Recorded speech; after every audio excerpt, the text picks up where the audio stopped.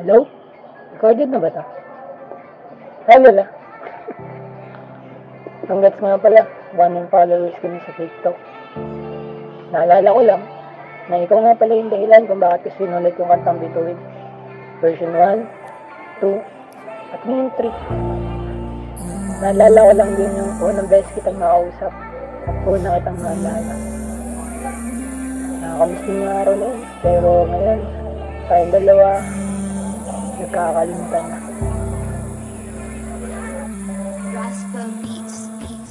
Parang kailan lang ika'y natagpuan, mag-isa sa dilim, agad tinabihan, agad nagpakilala, heaven nga pala.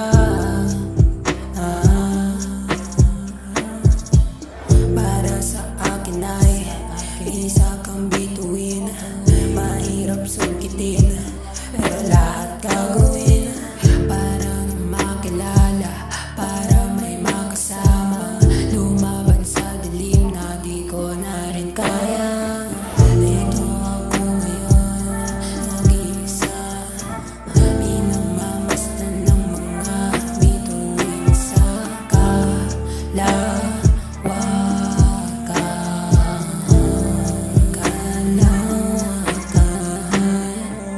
Kaso'y nagkamali, iba aking pinili, di dahil sa nawalan ng gana sa iyong pag-ibig, kundi lahat ng yan ay may dahilan na ako lang ang nakakaalam.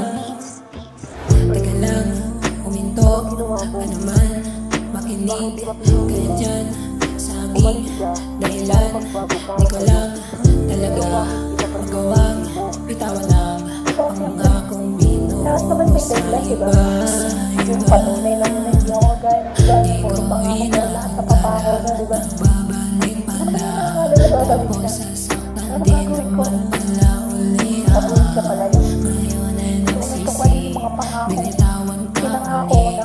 kaya pinili na bitawan na muli. Ito ako ngayon nag-iisa, pinagmamasdan ng mga bituin sa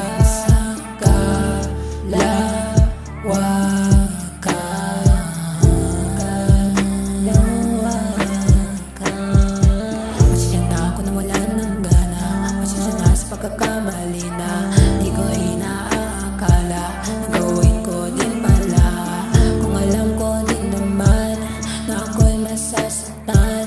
Sana ikaw ang pinili at least naging totoo dyan. Pasensya ka na uli sa mga nagawang pagkakamali. Parang kailangan na